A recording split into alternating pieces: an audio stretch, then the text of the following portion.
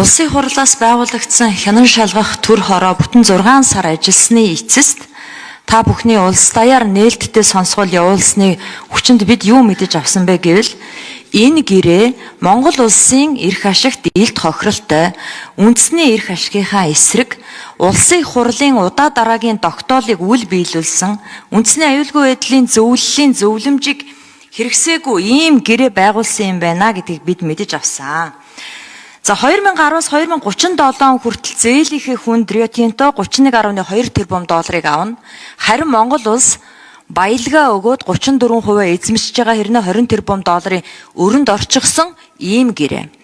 Дээрээс нь борлуулалтын орлого нь Монголын банкудаар дамжидаггүй. Тийм учраас бид нар борлуулалтын орлогод хяналт тавих ямар ч боломжгүй. Ийм гэрээ байгуулсныг та бүхэн илчилж Монголын ард түмний Монгол улсын их хурл засгийн газрын мэд хэрхийг бүрэн хангаж өглөө. За тийм учраас энэ гэрээг байгуулж улсынхаа эсрэг ажилласан нөхдүүдэд бид хариуцлага тооцох ёстой.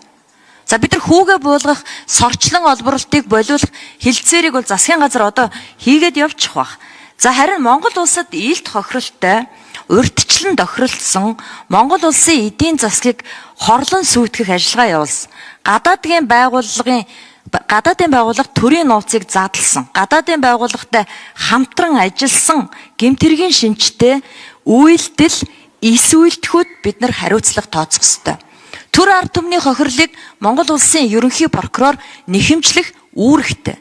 За шударга хуулийн ёсоор тангараг өргөсөн тагнуулын ерөнхий газар, улсын ерөнхий прокурор, авилгатай тэмцэх газар үүнийг ухамсарлаж энэ тогтоолын дагуу зөвлөсний дагуу ажиллаа бас хийж буцааж нийт ард түмэнд тайлгнах ёстой. За ингээд улсын хурлаас байгуулагдсан хянан шалгах төр хороо Бат найрамдал дарагтай Болормаа, Цүлбхаар, Бат Эрдэнэ, Баярбаатар, Жаргалан, Бямбсүрэн, Шижир, Ганзорг. За үүний дээрээс хамтран ажилласан бүх шинжээчд төрийн албаныхан та бүхэнд баяр хүргэе. Та бүхний энэ тогтоолд өнөөдөр хариуцлага тооцохыг оруулсан байна.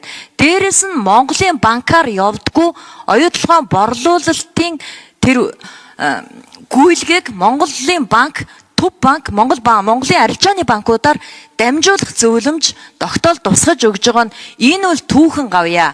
Энийг Монголын төр 2 парламент дараалан чаддаггүй байсан. Та бүхнийг маш их доромжллоо, маш их гүтгэлээ, маш их дарамтлалаа. Бид нар харж ирсэн. Гэхдээ та бүхний өнөөдөр Монголын ард түмний өмнө, Монголын төрийн өмнө байгуулж байгаа энэ гавьяаг үнэлэх цаг ирнэ. Айх хэрэггүй. Та бүхэнд баярлалаа. Амжилт хүсье.